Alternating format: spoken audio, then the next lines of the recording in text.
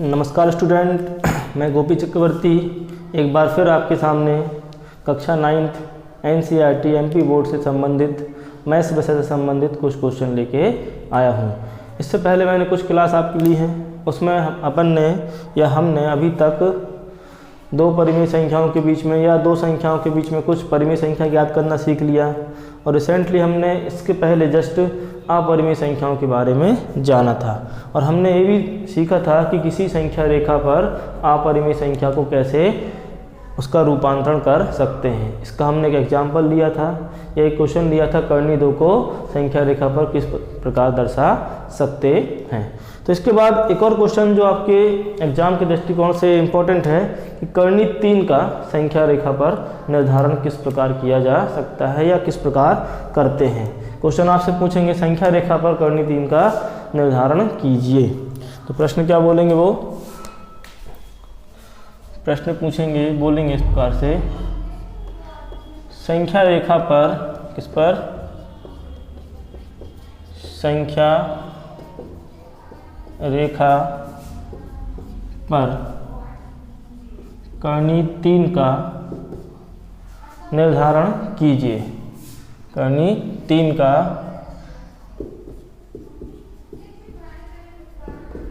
निर्धारण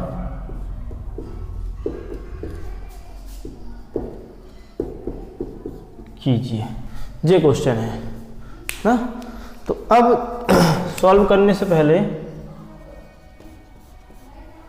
देखिए, इससे पहले जब हमने कर्णी 2 का निर्धारण किया था तो अपन ने वहाँ पे एक पाइथागोरस प्रमेय लगाया था कि हाँ, क्योंकि कर्णी 2 को हमने √1 + 1 लिख दिया था।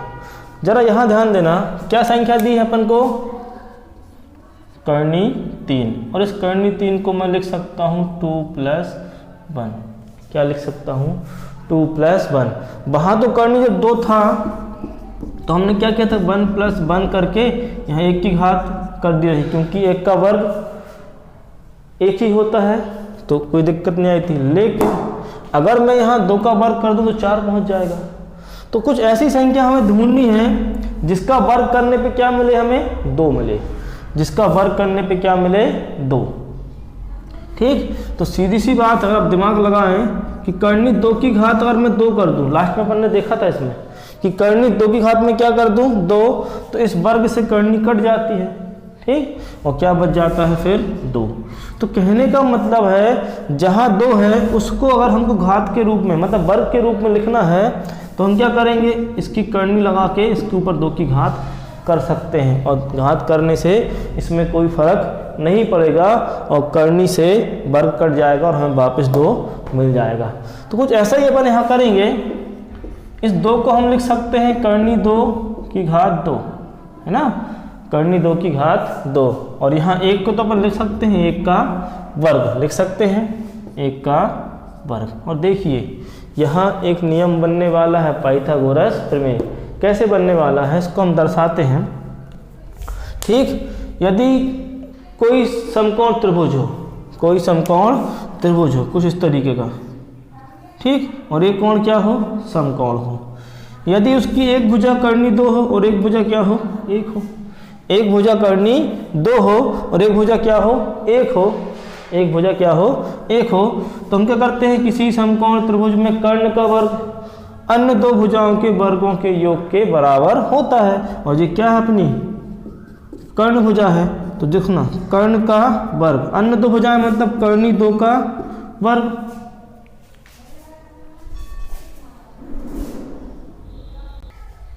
हाँ, तो कर्णी 2 का वर्ग, क्योंकि लंब का वर्ग या आधार अन्य 2 भुजाओं के वर्गों का योग करते हैं। पहली भुजा का वर्ग प्लस दूसरी भुजा का वर्ग। देखिए इससे वर्ग से वर्ग कट गया, कर्णी से वर्ग तो 2 और 1 का वर्ग कितना होता है, 1, 2 और 1 3। देखिए वापस 3 बन गया और यहाँ पे क्या चल रहा है, वर्ग चल रहा है, तो वर्गमूल जब लेंगे तो ये कर्णी लग जाएगी। तो कहने का मतलब मैंने आपको एक रफ आइडिया दिया है कि कैसे करेंगे। तो अब स्टार्ट करते हैं।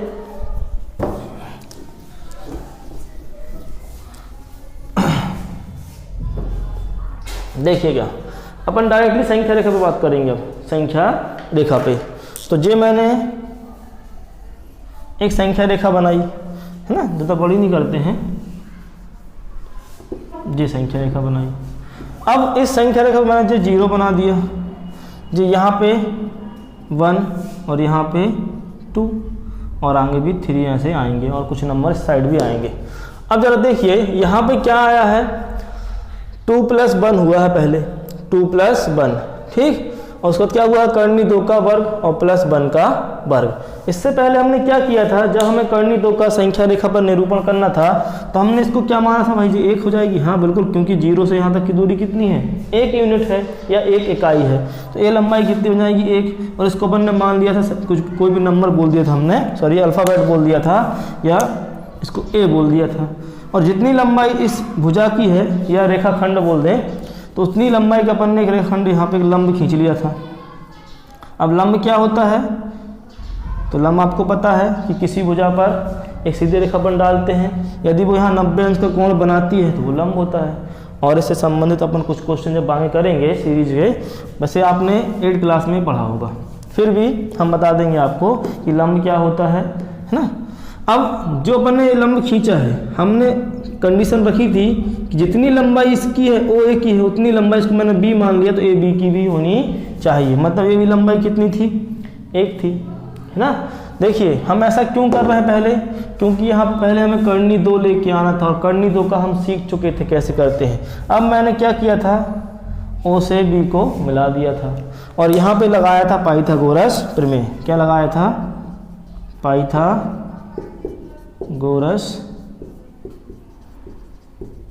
प्रमेय। तो क्या हुआ था, देखिए जो 90 है तो ये अपन क्या बन गई थी, कर्ण भुजा बन गई थी।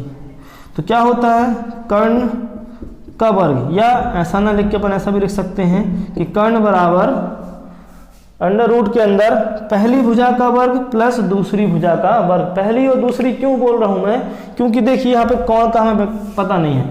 चलो मान लेते हैं यहाँ कोण है, तो ये लंब हो जाएगी और ये आधार। वैसे हमने इसको लंब बोला भी है कि ये भी क्या है, लंब है। तो लंब का वर्ग धन आधार का वर्ग, लंब का वर्ग धन आधार का वर्ग। तो लंब भी कितना है, लंब भी 1 है, 1 का वर्ग 1, 1 का वर्ग 1, तो 1 और 1 2, काय के अंदर, कर्णी के अंदर। तो ये मान कितने का आ गया अपना, ये मान जो आ गया कर्णी 2। यहाँ तक आपको समझ में आया होगा, है ना। इसके बाद अगर देखिए यहाँ जो बन चुका है, कर्णी 2 आ चुका है, एक भुजा अपन जे ले लेंगे, ठीक। और दूसरी कौन सी लेनी है, 1 लेनी है। लेकिन नियम क्या कहता है, जैसे मान लीजिए यहाँ होता है तो इस पर एक लंब खींचते हैं ऐसे, तो यहाँ पे भी हम एक लंब खींचेंगे, है ना, क्योंकि यहाँ पे क्या लगाना है हमको, पाइथागोरस प्रमेय लगाना है। तो यहाँ पे भी हम जब लंब खींचेंगे तो देखिए जरा, लंब कुछ ऐसा बन जाएगा, लंब कुछ ऐसा बनेगा, है ना, इस तरीके से मान लीजिए ये ऐसा बन जाएगा। अब लंब है, लेकिन जे लंबाई कुछ और हो सकती है, लेकिन जे लंबाई हमें कितनी लेनी है, यहाँ कितना है 1, तो 1 ही लेंगे ना ये लंबाई। तो ये मान लीजिए कितना हो गया 1। कंफ्यूज नहीं होना है, पहले हमने इसको क्यों किया, क्योंकि पहले यहाँ पे हमें कर्णी 2 बनाना था, एक भुजा, और कर्णी 2 इस प्रकार ही बना सकते रहे जिससे अपन ने पहले देखा था। अब एक और भुजा क्या बनानी थी अपन को, 1, तो अपन ने यहाँ नापते हुए एक यहाँ एक रेखा खींची जिसकी लंबाई कितनी है, 1 इकाई। अब इकाई कुछ भी हो सकती है, ठीक, या 1 है बस। अब क्या किया, इसको मैंने मान लिया C। क्या मान लिया, C। तो देखिए एक भुजा जे है, एक भुजा जे है, और ये क्या है, इस पे लंब है। मैं पहले ही बोला हूँ कि यहाँ लंब खींचना है, तो ये क्या है, लंब है। यदि मैं C को O से मिला दूं तो ये समकोण बन रहा है, और समकोण के सामने वाली क्या होती है, कर्ण। तो ये भुजा क्या बन जाएगी, कर्ण भुजा। थोड़ा बड़ा लिख देता हूँ, कर्ण भुजा। और हमको यही तो निकालना है, क्योंकि इन दोनों को वर्ग करके जोड़ने पर, इनका वर्गमूल निकालने पर, इन दोनों को वर्ग करेंगे पहले, देखिए वर्ग करेंगे और इनको फिर जोड़ेंगे और इनकी कर्णी बना लेंगे, तो क्या बन जाएगा, कर्णी 3। और हमें कर्णी 3 का ही तो संख्या रेखा पर क्या करना है, निर्धारण करना है, उसका स्थापित करना है, रूपांतर जो भी करना है, ठीक। तो इस प्रकार हमने यहाँ से अब यहाँ पहुँच गए, हमने आधा काम कर लिया है। अब यहाँ फिर लगाएंगे, देखिए यहाँ त्रिभुज जो था, क्या नाम था, त्रिभुज OAB में, कैसे, पाइथागोरस प्रमेय से। अब यहाँ लिख देता हूँ मैं कि त्रिभुज OBC, है ना। अब इसकी बात चल रही है, OBC में कैसे,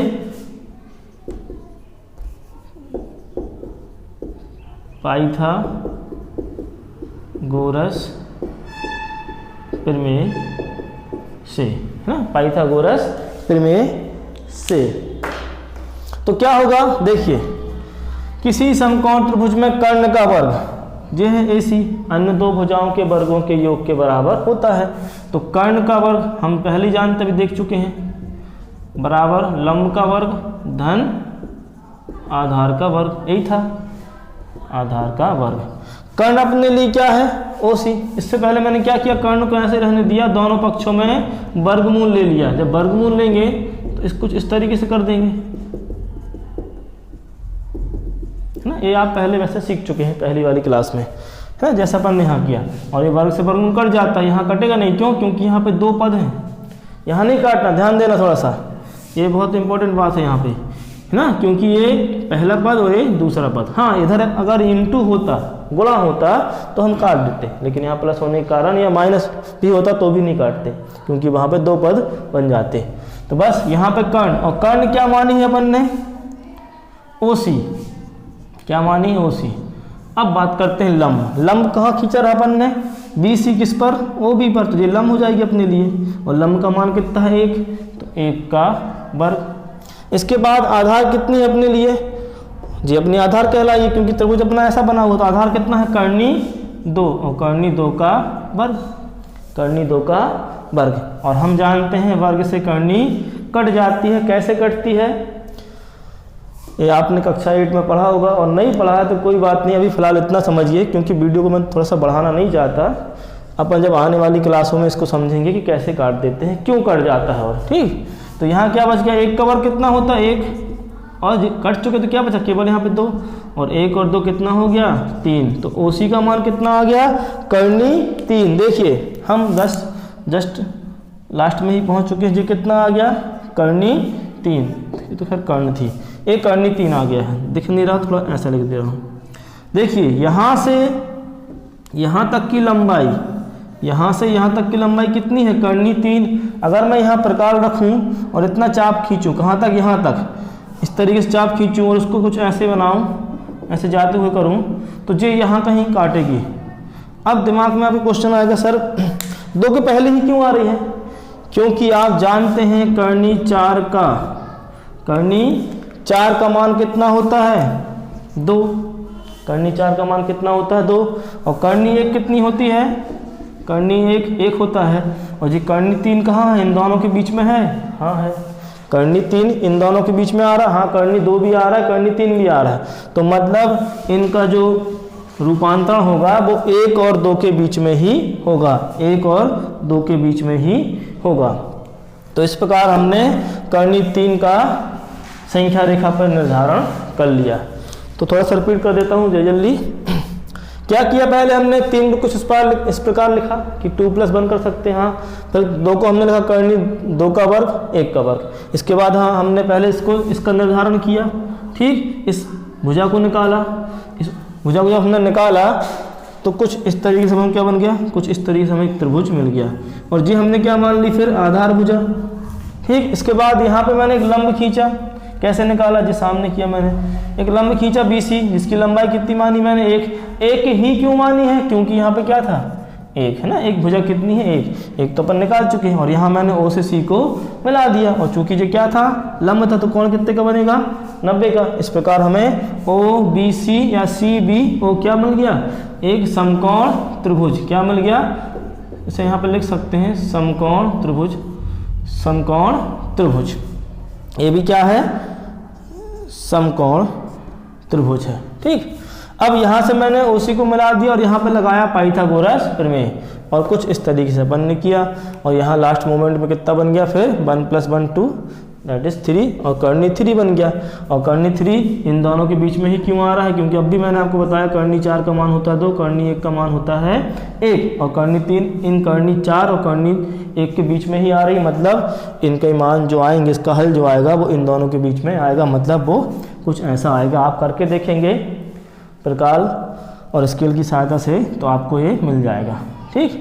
तो आपको आशा करता हूँ समझ में आ गया होगा, या फिर नहीं आया तो फिर भी 1-2 बार और देखिए, क्योंकि ये सवाल इतने आसानी से शायद नहीं बनते रहे, ऐसा नहीं बोलेंगे, बन जाते हैं, बट फिर भी एक दो बार और देखिएगा, ठीक। तो कितने मिनट का, तो आज के लिए बस इतना ही, क्योंकि थोड़ा कुछ इशू हो गया है लाइट का। तो अब नेक्स्ट क्लास में आपको हम बताएंगे कि दो संख्याओं के बीच में कुछ अपरिमेय संख्याएं कैसे ज्ञात करेंगे, ठीक। तो आज के लिए इतना ही, धन्यवाद।